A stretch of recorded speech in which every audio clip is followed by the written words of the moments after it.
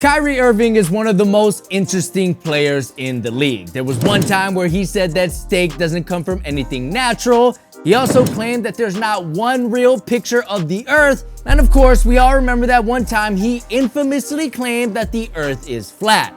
Kind of.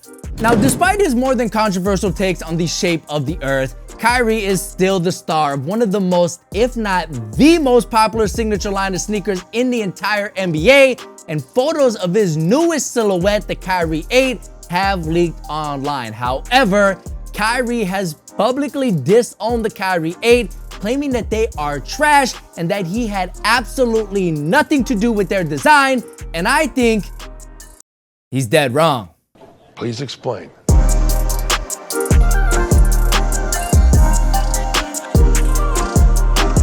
Okay, so Kyrie coming out and bashing what is allegedly the Kyrie 8 is pretty big news, and I wanted to make a video on it because Kyrie is the spokesperson for the Kyrie signature line. I mean, the entire line is centered around him. It is the Kyrie signature line from Nike. So if he comes out and says that the newest sneaker from that line is trash, why would anybody else, aka you or me, buy them? Now, no, this doesn't mean that whatever Kyrie likes or dislikes, we also have to like or dislike as well. We're all entitled to our own opinion, but it isn't a good look when the signature athlete that the signature sneaker is designed for publicly goes out on social media and calls that sneaker trash. However, this isn't the first time something like this has happened. There was a long stretch of time where LeBron wasn't really feeling his own marquee signature sneaker and instead opting to wear something from the Soldier line, most notably during the 2016 finals. But LeBron never publicly came out and said that he hates his own sneaker. He just decided to wear the Soldiers because he probably felt more comfortable in them. Now, when it comes to Kyrie and the Kyrie 8, we're not really too sure exactly why he hates them. Does he hate the way they look? Does he hate the way they feel? Because usually Nike gives Kyrie an early sample to practice in, so he would know above everyone else how they actually feel on foot. We don't know. All we know is that he hates them, he thinks they're trash, and he wants absolutely nothing to do with them. But is he right? Are the Kyrie 8s that bad and quote unquote trash? You know, I'm actually gonna have to call Kyrie out on this one. Now, before I make any assumptions on the Kyrie 8, I do understand that it is very hard to kind of get a grasp of what this sneaker is going to feel like, obviously, or even look like, because in these leaked photos, I mean, whoever took a photo at this angle right here needs to get a life, because not only is he leaking something he's not supposed to, but who would ever take a photo of a sneaker at this angle? I have no clue, but from what I can see in the leaked photos, the Kyrie 8s, they look like just another Kyrie sneaker, but better.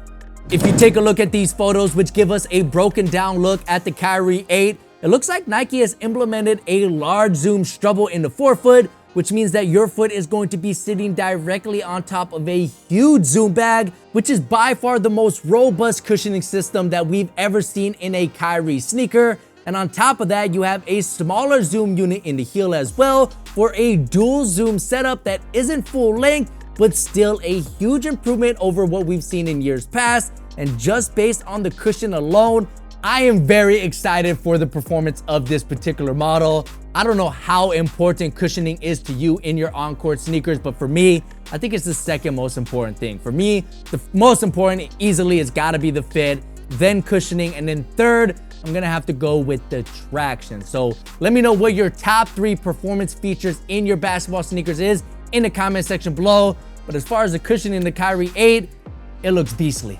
Now, taking a look at the outsole, you still have that kind of curved outsole design with a really intense and tight traction pattern, which has been very synonymous with the Kyrie line over the years.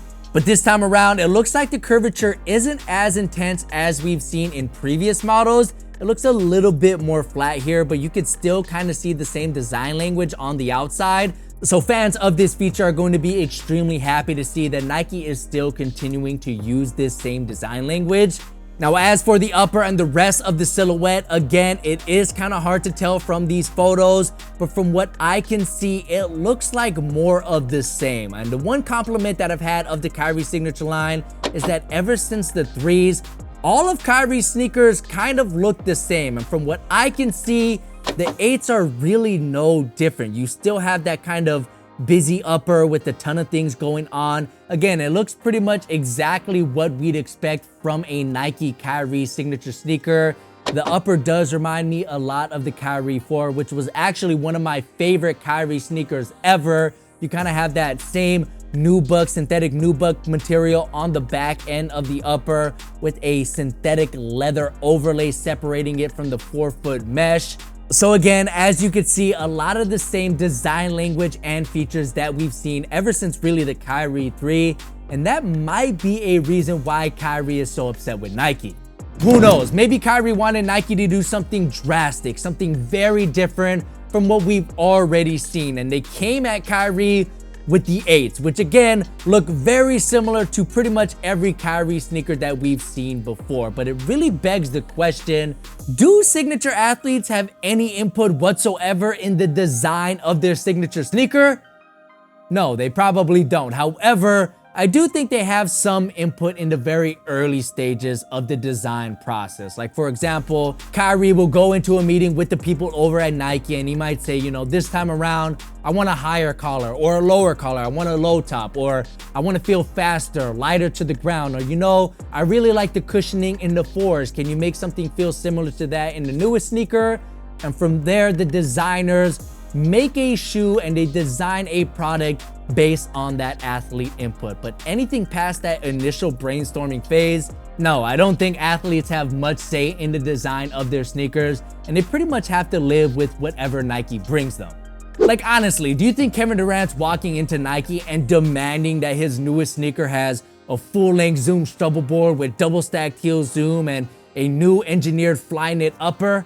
No, he's not a shoe designer. He's a basketball player. That's what he does. So when it comes to Kyrie and his situation, it seems that Kyrie wants more control over what his sneaker has or what it looks like, but that's just not the way it's been handled in years past. However, that doesn't mean it can't be handled differently now. LaMelo Ball actually commented on this situation on social media, tagging his brand Puma to do their thing with Kyrie. So it may be a smaller brand like a Puma or like a New Balance that does give their signature athletes a lot more input than a bigger brand like a Nike or Adidas or even an Under Armour. But when it comes to Nike and their relationship with their signature athletes, usually Nike just gives them whatever they design, and for the most part, those signature athletes are happy with them, but in this case, not so much.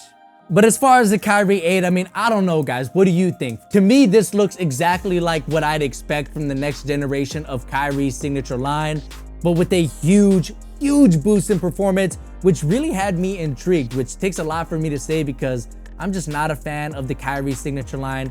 I don't like the way they look. I think they look the same every single year, and the performance has never been my cup of tea. I like a lot of cushioning, and the Kyrie line just isn't where you go for cushion. But the Kyrie 8 looks like it improves the cushioning, so I am very intrigued with that setup. But as far as the visuals and the other features performance-wise, it's pretty much more of the same. And I think it's a little too late for Kyrie to be talking about this. Nike's gonna go ahead and roll out the Kyrie 8 or whatever we see here on retail shelves. It's really too late to pull back. Kyrie's probably just gonna have to stick with the Kyrie 7s, or maybe he's gonna do some weird protest thing and wear an unlabeled brand of sneakers. I don't know what he's gonna do. Kyrie is very erratic, but I do think these photos here are indeed the Kyrie 8 and Nike is going to release them. But let me know what you guys think. Is Kyrie in the right? Is he in the wrong? Is he going crazy for this one? What is he gonna do? Are you even intrigued with the Kyrie 8, with its performance, with its visuals? I know it's kind of hard to tell, but let me know all that in the comment section below. Let's debate about it. Let's talk about it as a community. And of course, subscribe to the channel for more sneaker related content just like this. My name is Jaren. It's been great having you. Catch you guys in the next one. Peace.